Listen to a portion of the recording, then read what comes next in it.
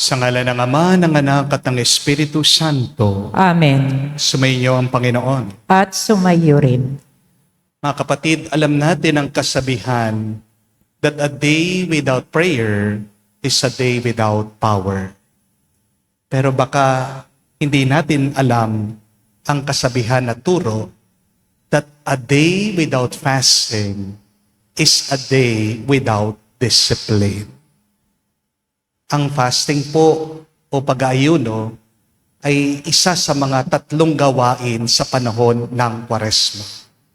One of the three pillars of Lent is fasting. Kapag ikaw ay nag-aayuno, maaaring humihina ang iyong katawan, pero lumalakas naman ang iyong pagnanais na makapiling, makasama at mapalapit sa Diyos. Pag ikaw ay nag-aayuno, tinutuwid mo ang iyong pangangatawan. Pag ikaw ay nag-aayuno, dinidisiplina mo ang iyong puso, ang iyong laman. And discipline is the bridge between our desire and transformation. Kung gusto mong magbago, bumuti ang iyong buhay, huwag ka lang manalangin. Pero ipakita mo din ang iyong pagnanais na maging mas mabuti at banal sa pamagitan ng iyong pagsasakripisyo, ng iyong pag-aayuno. Aminin natin mga kapatid, mga pagkakataon na kung saan mas inuna pa natin ang ninanais ng ating mga tiyan kaysa sa pagnanais ng ating mga kaluluwa na mabusog sa salita ng Diyos. Tayo magpakumbaba, hilingin natin muli ang awa ng Diyos para tayo makitang karapat dapat makatanggap sa mga banal na misteryo. Inaamin ko Sa makapangyarihang Diyos at sa inyo mga kapatid, na lubha akong nagkasala sa isip, sa salita, sa gawa, at sa aking pagkukulang. Kaya sinasamo ko sa mahal na Birheng Maria, sa lahat ng mga anghel at mga banal, at sa inyo mga kapatid, na ako'y ipanalangin sa Panginoong ating Diyos. kawan tayo ng makapangyarihang Diyos, patawarin tayo sa ating mga kasalanan, at patnubayan tayo sa buhay na walang hanggan. Amen. Panginoon, kaawaan mo kami. Panginoon, kaawaan mo kami. Kristo, kaawaan mo kami. Kristo, kaawaan mo kami. Panginoon, kaawaan mo kami. Panginoon, kaawaan mo kami. Manalangin tayo. Ama naming makapangyarihan, ang sinimulan naming kusang pagpapakasakit ay subaybayan mo ng iyong pagmamalasakit upang ang pinagtitiisan ng aming katawan ay maisaloob namin at maganap ng may katapatan sa pamagitan ni Jesucristo kasama ng Espiritu Santo magpa sa walang hanggan. Amen.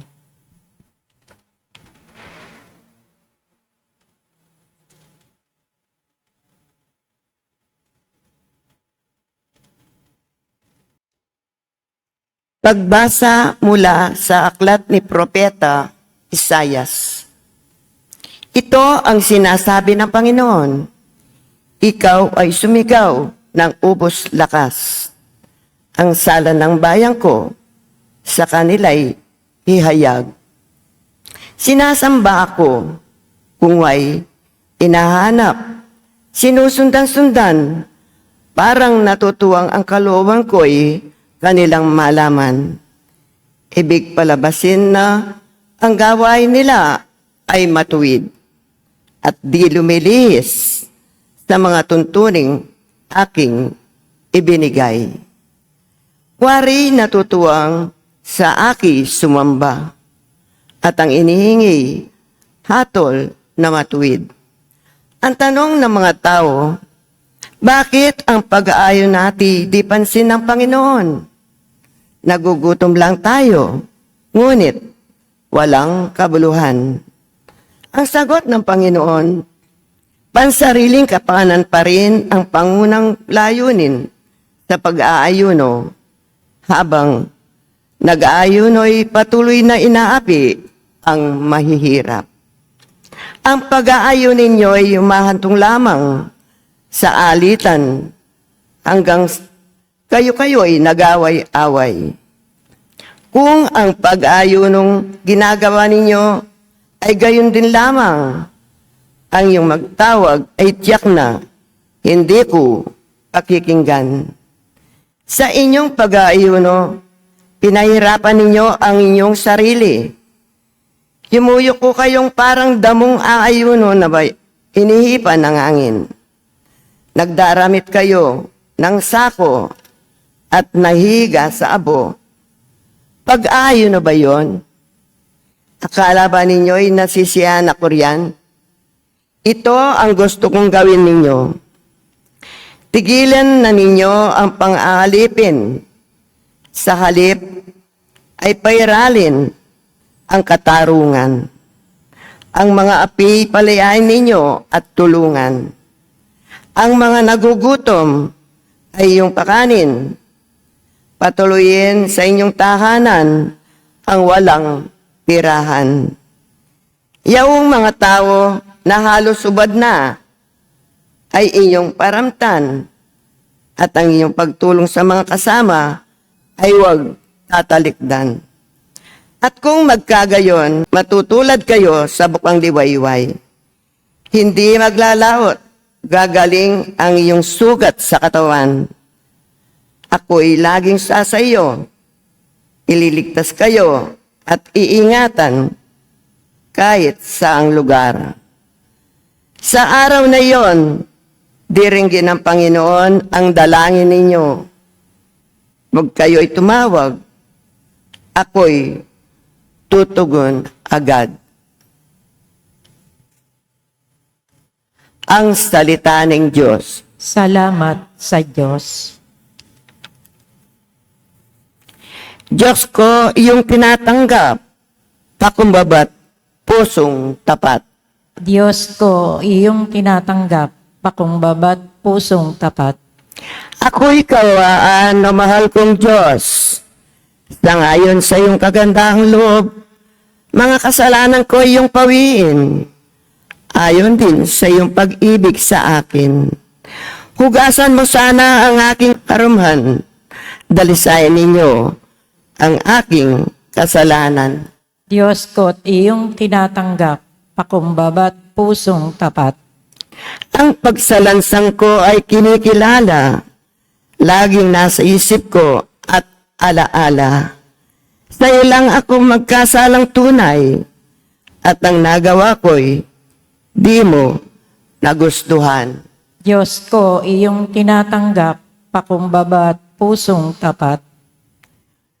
Hindi mo na nanais ang mga paghandog. Sa haing sinunog, di ka nalulugod. Ang handog ko, O Diyos, na karapat dapat, ay ang pakumbabat pusong mapagtapat. Diyos ko, iyong tinatanggap, pakumbabat, pusong tapat.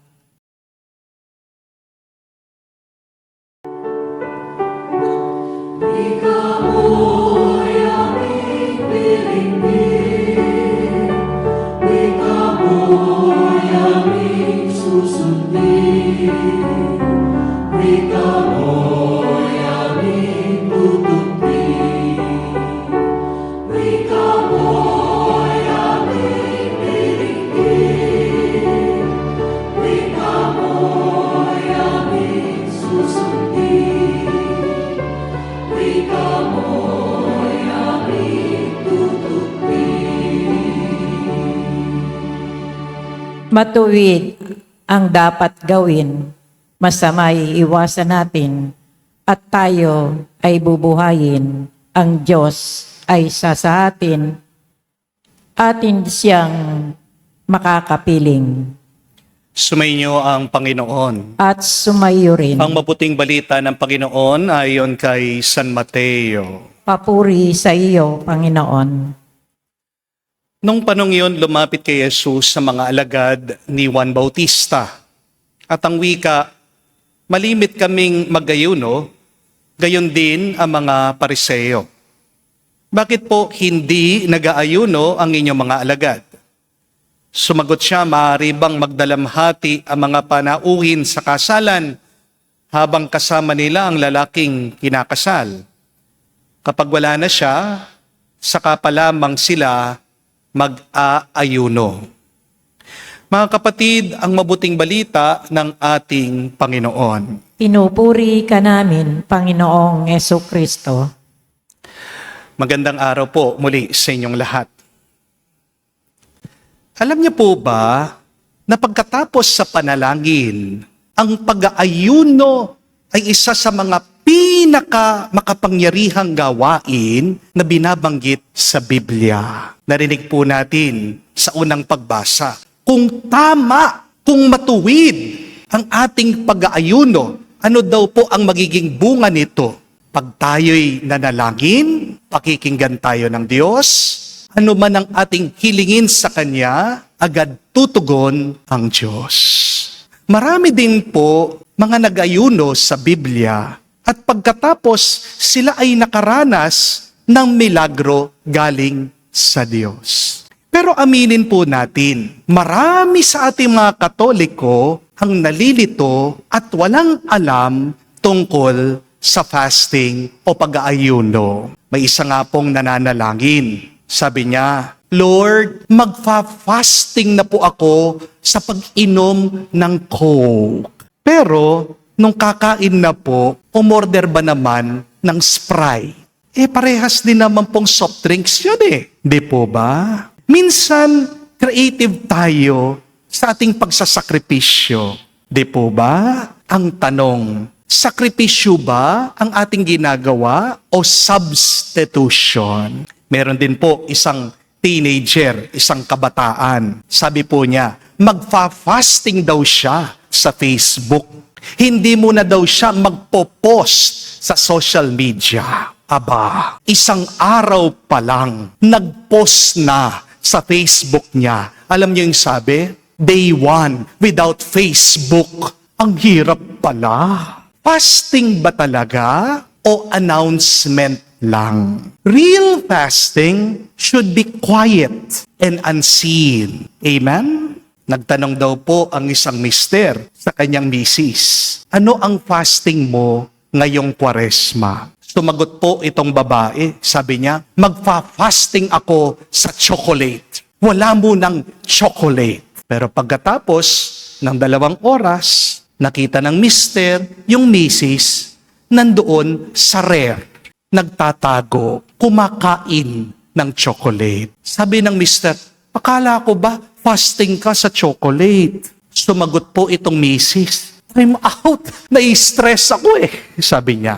Palaging meron tayong dahilan para hindi magsakripisyo. Hindi po ba? But remember this, my dear friends. Nobody becomes great and holy because of an excuse. Mga kapatid, ang pag-aayuno ay nakakatulong sa atin para mas bumuti tayo. Amen? Ang pag-aayuno ay nakakatulong para mas maging banal ang ating mga kaluluwa. Pero, bakit walang gumagawa nito? Kasi hindi natin masyadong maintindihan ang halaga ng pag-aayuno.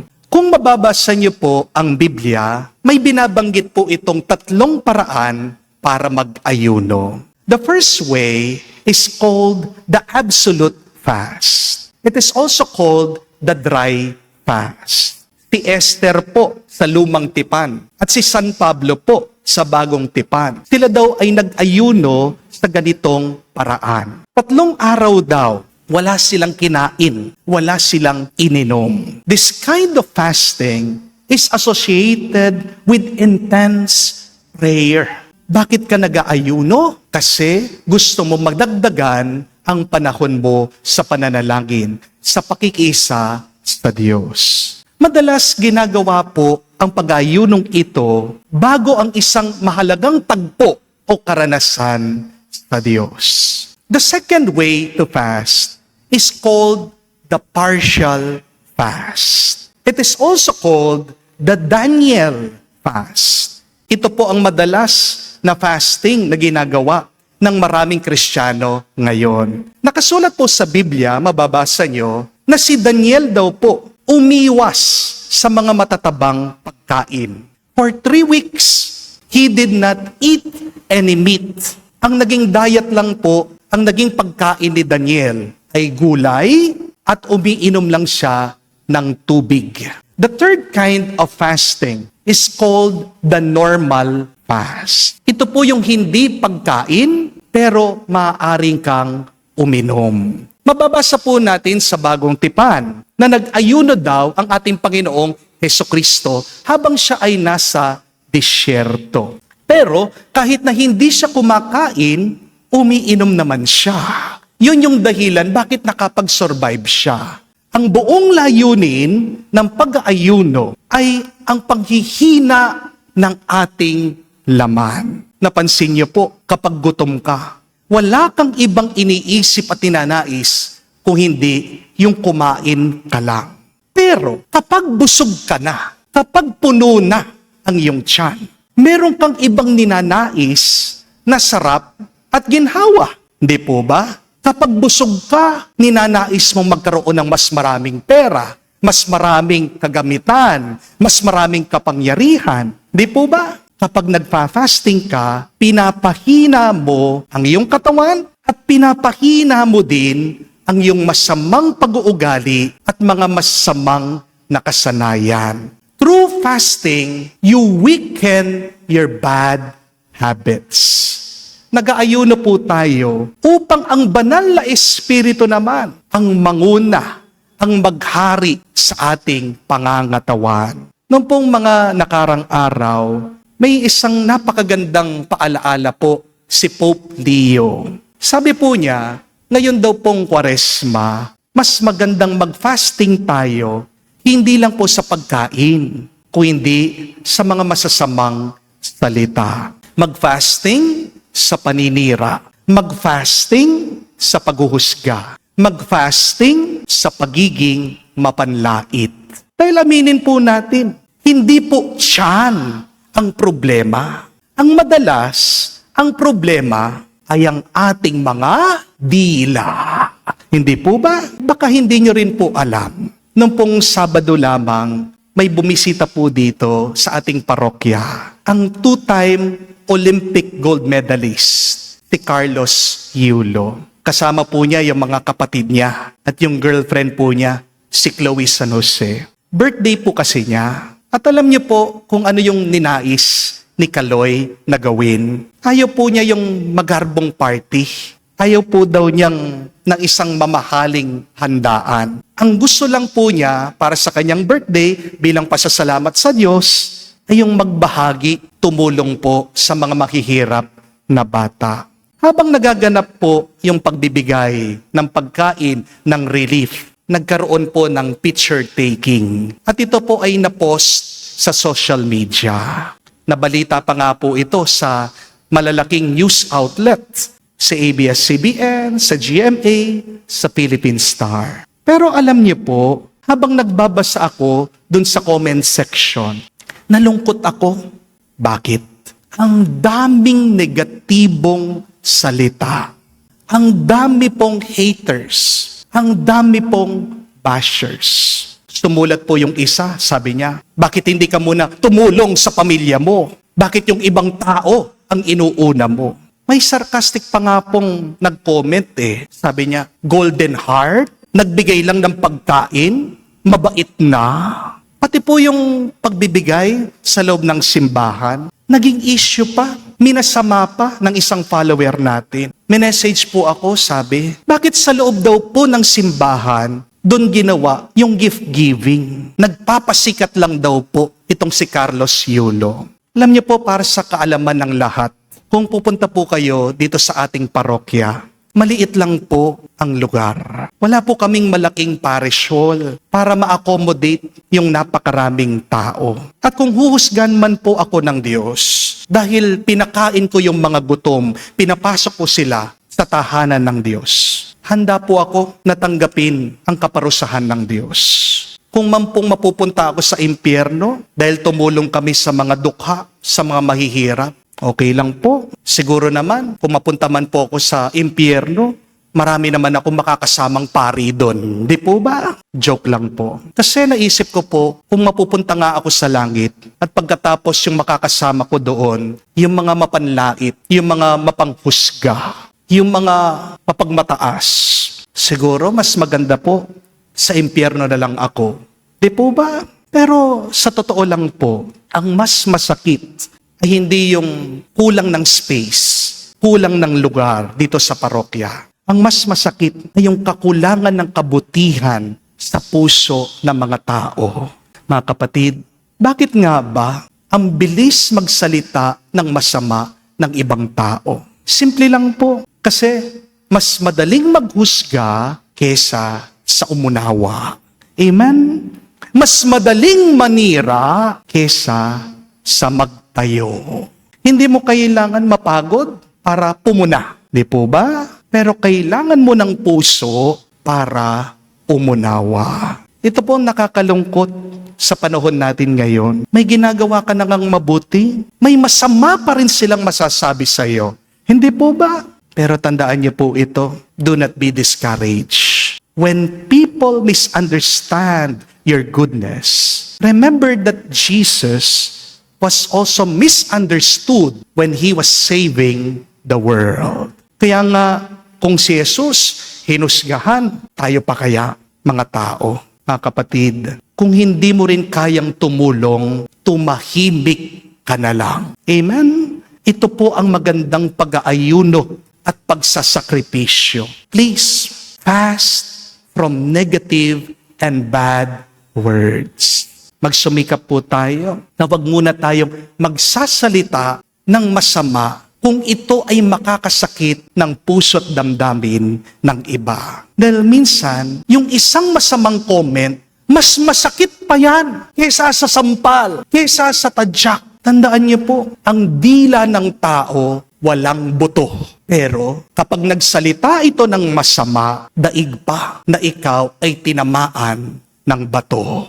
Amen? Mga kapatid, ngayon pong Kwaresma, magandang tanungin natin ang ating mga sarili. Ang dila ko ba ay nakakapagpagaling? O ito ba ay nakakasugat sa iba? Ang mga salita ko ba ay nakakapagpalapit sa Diyos? O ito ba ay nagtutulak sa ibang tao palayo sa Panginoon? Tandaan niyo po, ang tunay na banal, hindi lang marunong magdasal. Ang tunay na banal, marunong mag-ingat sa kanyang pananalita. Amen? Ngayon pong Kwaresma, hindi lang po tayo tinatawag na magutom o umiwas sa pagkain. Tinatawag din po tayo, sana naman magkaroon ka ng gutom sa kabutihan. Sana naman magutom ka sa awa. Sana naman magutom ka sa pag-uunawa.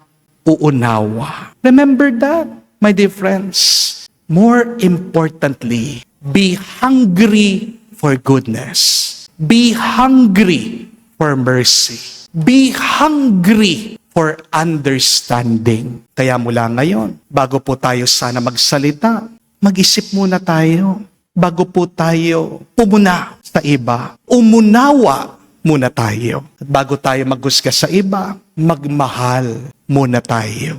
Tandaan niyo po ito, less judgment, more compassion. Less noise, more kindness.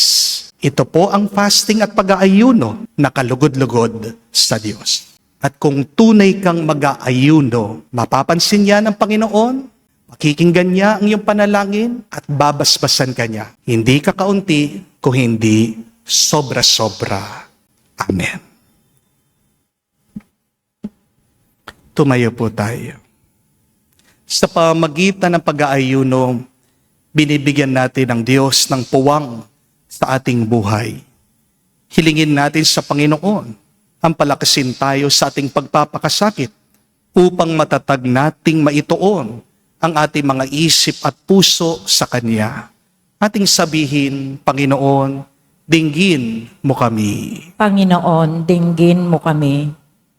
Bilang mga alagad ni Kristo, tayo naway makasunod sa mga utos ng ating Ama sa langit.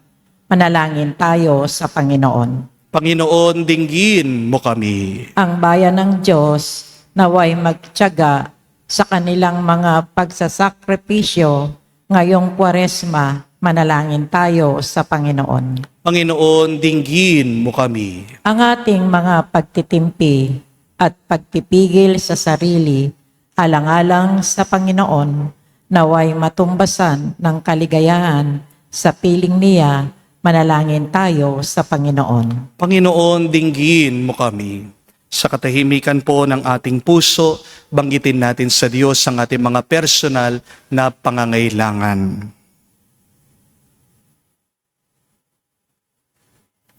Ama naming nasa langit, pagkaloob mo sa amin ng lakas upang mailan namin ang mga sarili na mamuhay ayon sa Espiritong nananahan sa amin, na siyang lulupig sa aming mga kahinaan upang lubos kaming makabahagi sa muling pagkabuhay ng aming Panginoong Hesukristo. Amen.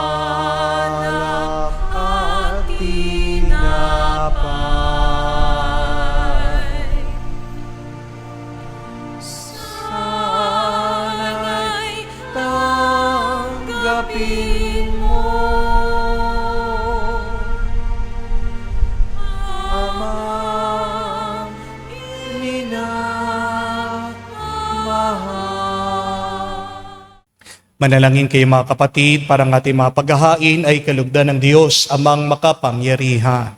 Tanggapin nawa ng Panginoon itong paghahain sa iyong mga kamay, sa kapurihan niya at karangalan, sa ating kapakinabangan at sa buong sambayanan niyang banal. Ama naming lumikha, inialay namin ang ginanap sa 40 araw na paghahanda bilang aming hain. Naway iyong kalugdan ang aming kaloob at nagdulot ng kakayanan na pagtitimpi namin sa pamagitan ni Jesucristo kasama ng Espiritu Santo magpa sa walang hanggan. Amen. Sumainyo ang Panginoon. At sumayo rin. Itaas sa Diyos sa inyong mga puso at diwa. Itinaas na namin sa Panginoon. Pasalamatan natin ang Panginoong ating Diyos. Marapat na siya ay pasalamatan. Ama naming makapangyarihan, tunay nga marapat ikaw ang aming pasalamatan sa pamagitan ni Jesucristo na aming Panginoon. Binibigyan mo kami ng bagong pagkakataon upang ganapin ang paghahanda ngayon para sa pagdiriwang ng muling pagkabuhay, kaisa ng iyong anak na minamahal. Aming inilahan ang panahon, talino't yaman para ganapin ang iyong kalooban, na ang kapwa-tao ay lubos na damayan sa pagdiriwang namin sa aming pagsilang bilang mga kaanib ng iyong sambayanan. Kami iyong pinagkakamit ng katayuang ganap sa pagtatangkilik, kaya kaisa na mga anghel nagsisiawit ng papuri sa iyo nang walang humpay sa kalangitan. Kami nagbubunyi sa iyong kadakilaan.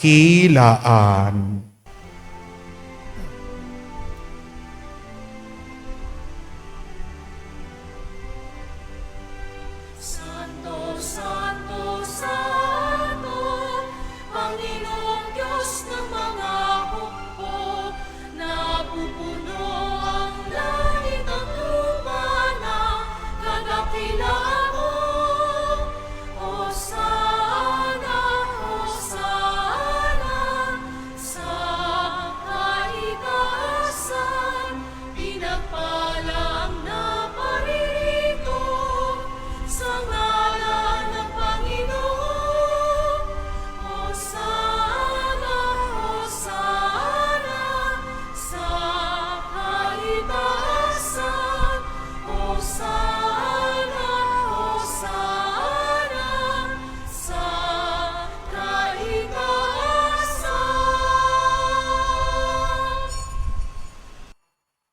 Ama naming banal, ikaw ang bukalanta ng kabanalan. Kaya't sa pamagitan ng iyong Espiritu, gawin mong banal ang mga kaloob na ito, upang para sa amin maging katawan at dugo ng aming Panginoong Heso Kristo. Bago niya pinagtiis ang kusang loob na maging handog, hinawakan niyang tinapay, pinasalamatan kanya, pinaghati-hati niya iyon, inabot sa kanya malagad at sinabi, tanggapin ninyong lahat ito at kanin. Ito ang aking katawan, na ihahandog para sa inyo.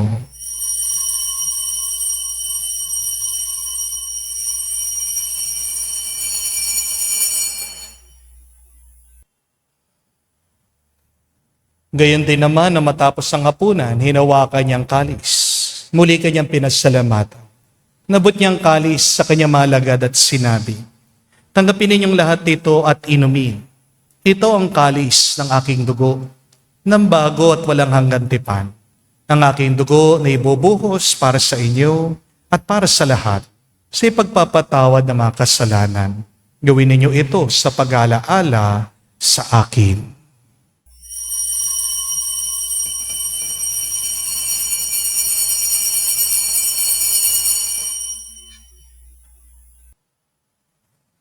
Ang misteryo ng pananampalataya.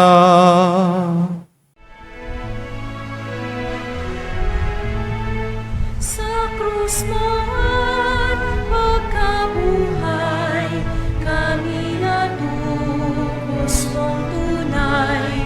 Poong Jesus, naming mahal,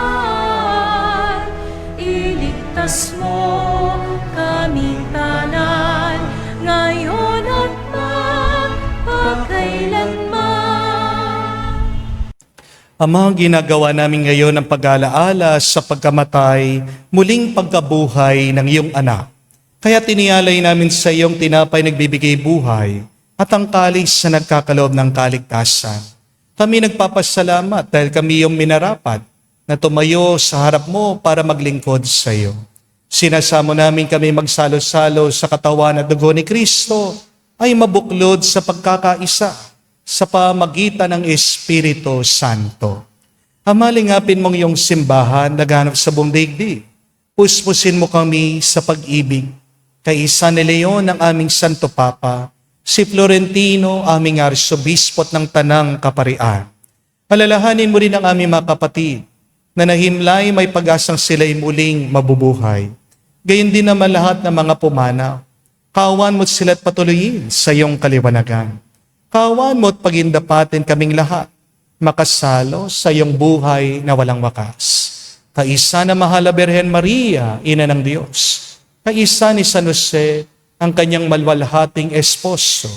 Kaisa na mga apostol, lahat ng mga banal na namuhay dito sa daigdig na kalugod-lugod sa iyo. May pagdiwang nawa namin ang pagpupuri sa ikararangal mo sa pamagitan ng iyong anak, aming Panginoong Heso Kristo.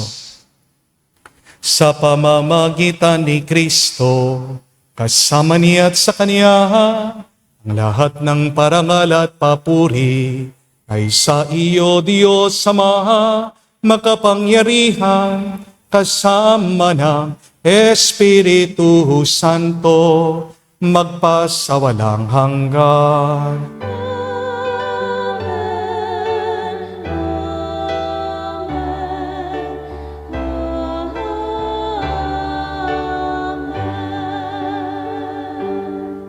sa nakagaling na utos sa turo ni Jesus sa Panginoon natin at Diyos, ipahayag natin ang lakas, loob.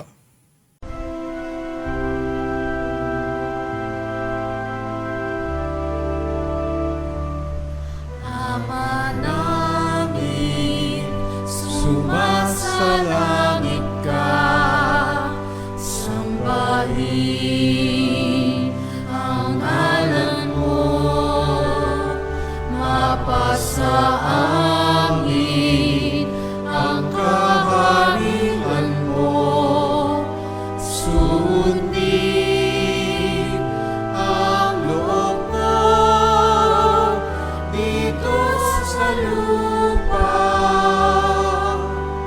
para lang sa langit. Bigyan mo kami ngayon ng aming kakanin sa araw-araw.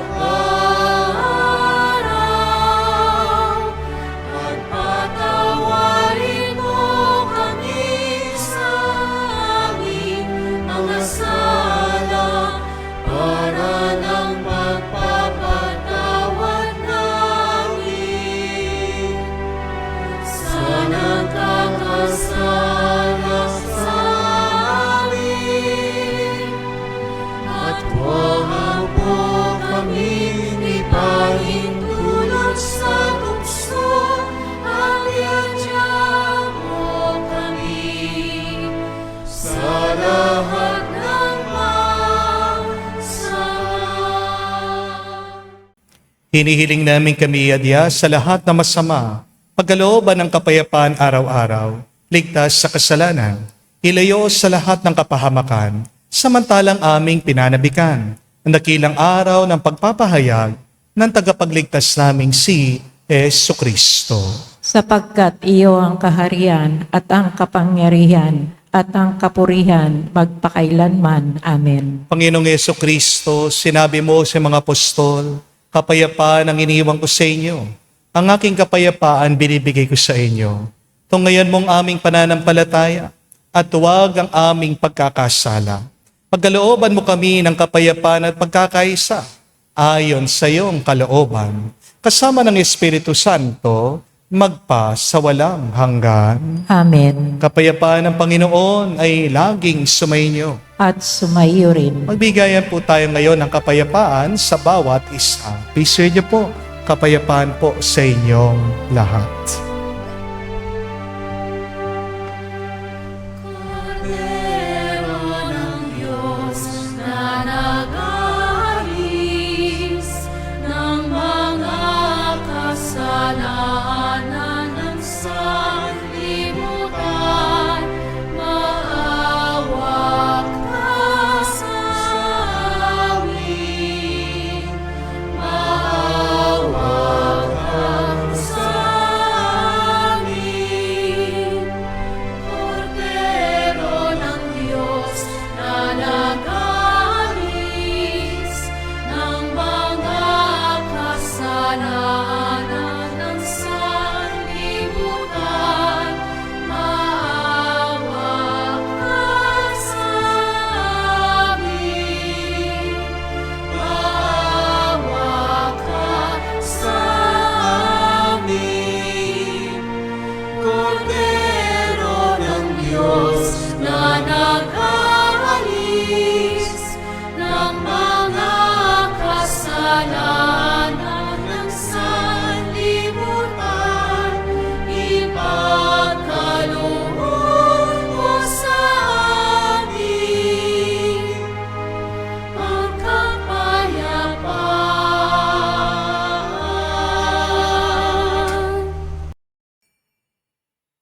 Mga kapatid, naririto ang ating Panginoong Jesucristo, ang Kordero ng Diyos. Siya nag-aalis sa mga kasalanan ng sanlibutan. Mapalad tayong lumalapit sa piging ng Kordero. Panginoon, hindi ako karapat-dapat na magpatuloy sa iyo, ngunit sa isang salita mo lamang ay gagaling na ako.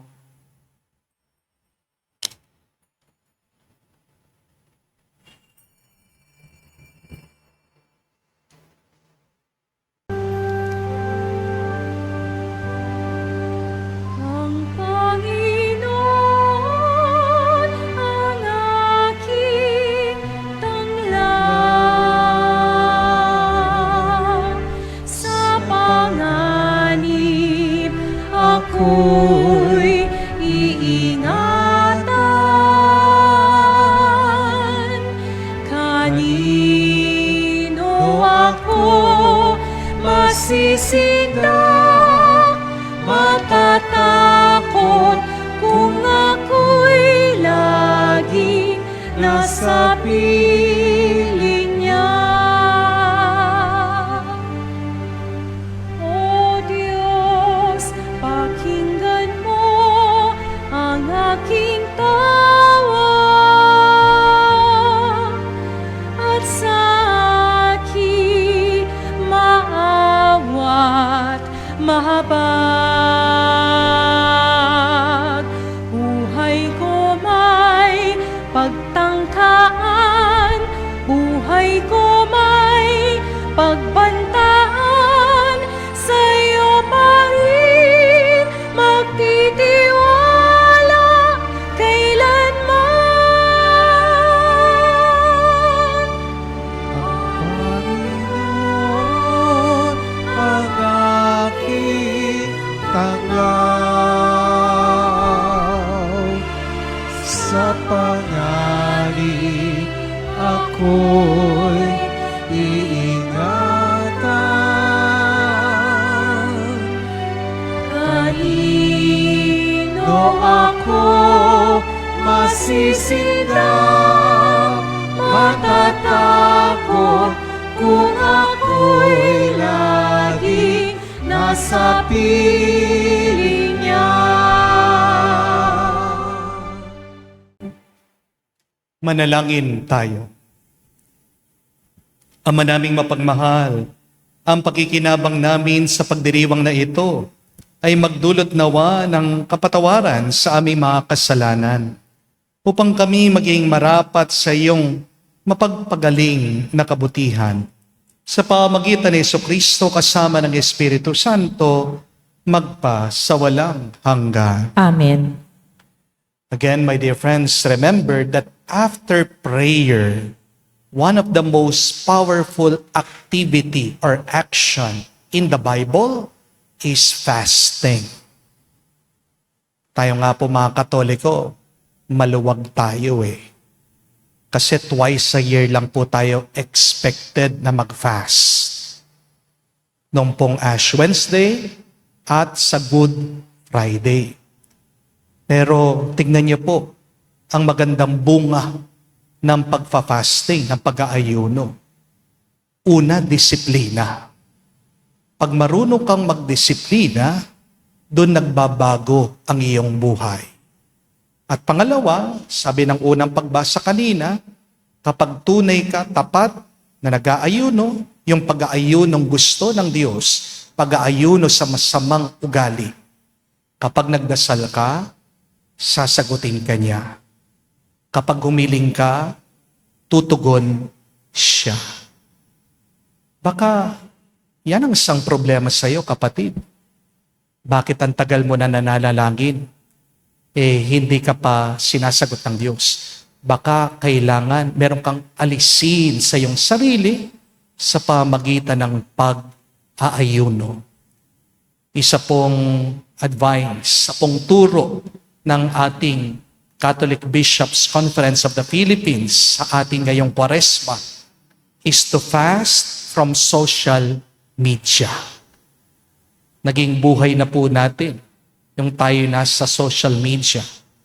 Pero tingnan niyo po kung anong epekto niyan. Nagiging robotic na tayo. Nawawala yung puso ng tao. Yan nakakalungkot. Yung mga nagko-comment, puro negatibo, puro paninira, puro paghuhusga. Kapag ba first time mong na-meet yung tao, aawayin mo na siya. Di po, di ba? Pag first time mong na-meet yung tao, sasabihin mo ba yung mga kasalanan niya? Di po, di ba? Maaaring meron tayong alam na masama tungkol sa ibang tao. Pero kapatid, hindi ka Diyos. Hindi mo nakikita buo kung ano yung nasa puso niya. Hindi ibig sabihin, kapatid, may alam kang masama na ginawa ng iyong kapwa ay nagiging mas mabuti ka na kaysa sa kanya. Tandaan niyo po, isa sa mga kinamumuhian ng ating Panginoon ay yung kataasan ng loob, self-righteousness. Again, kung wala ka ding sasabihin mabuti, kung hindi ka rin makakatulong, mabuting tumahimik ka na lang. Tayo po ay mag-ayuno sa masasamang salita. Mag-ayuno muna tayo sa paghuhusga sa iba. Mag-ayuno muna po tayo palaging tumitingin sa social media. Dahil pagbabad tayo dyan sa internet, nagiging bingi tayo, nagiging bulag tayo sa kagustuhan ng Diyos. Amen? Kaya mga kapatid, para madagdagan natin ang oras natin sa pananalangin, para marinig natin ang salita ng Diyos at para masagot ng Diyos ang ating mga kahilingan. Ito po yung assignment natin. Bawasan nyo yung screen time nyo. Bawasan nyo po yung pagpe-Facebook nyo. Pag naman yung 8 oras nakatutok ka na dyan. Di po ba? Bawasan mo ang iyong pag-i-internet. Dagdagan mo naman ang iyong pananalangin, ang iyong pakikinig sa Diyos. Makikita mo, mas bubuti ang iyong nararamdaman, mas mapupuno ka ng tuwa, ng pag-ibig at kapayapaan. Sumainyo ang Panginoon. At sumayo rin. At kayo'y basbasan ng Diyos, makapangyarihan sa lahat, sa ngalan ng Ama, ng Anak, ng Espiritu Santo. Amen. Ang ating misa ay natapos na. Humayo kayo sa kapayapaan ni Kristo. Salamat sa Diyos.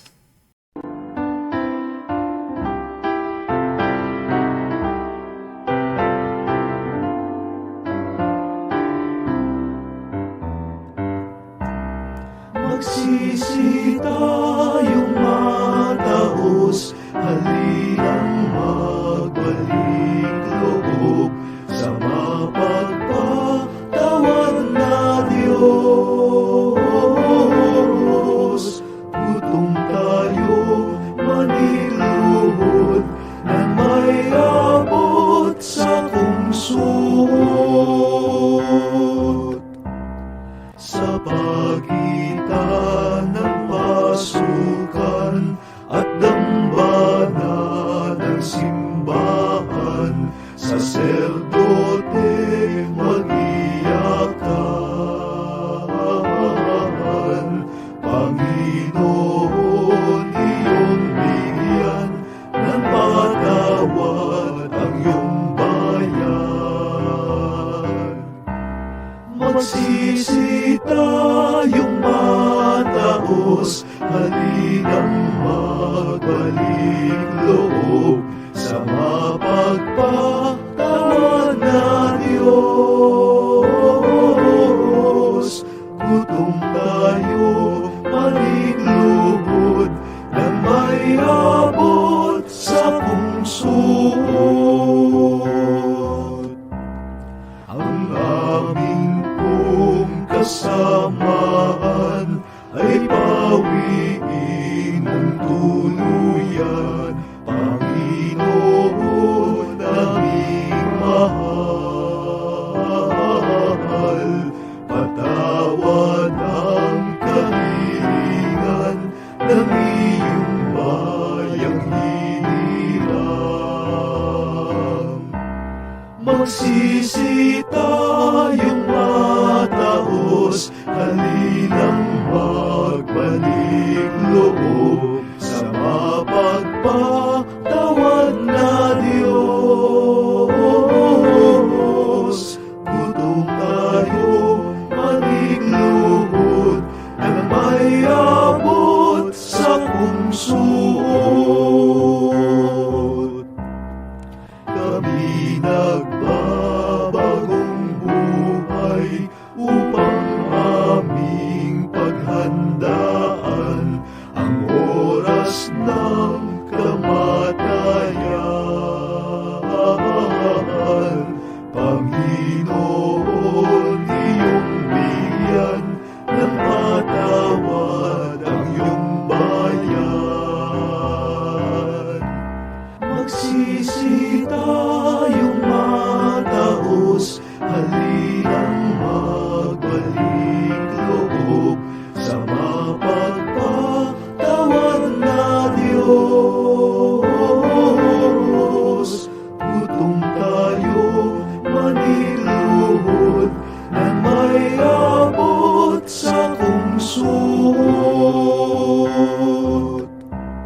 sa pagitan ng pasukan at dambana ng simbahan, saserdote mag-iyakan.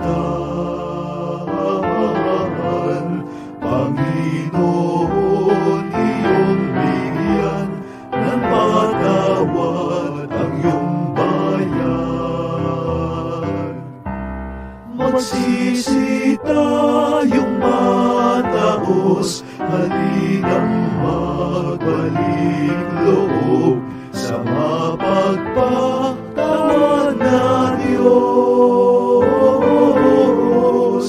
Gutom tayo, maligluhod, nang may abot sa pungsod. Ang aming pong kasamaan ay pawiin mong tuluyan, Panginoon aming mahal. Patawad ang kahilingan ng iyong bayang hiniram. Magsisi tayong mataos, halinang magbalik loob sa mapagpatawad na Diyos. Gutom tayo, maligluhod, nang may abot sa puso.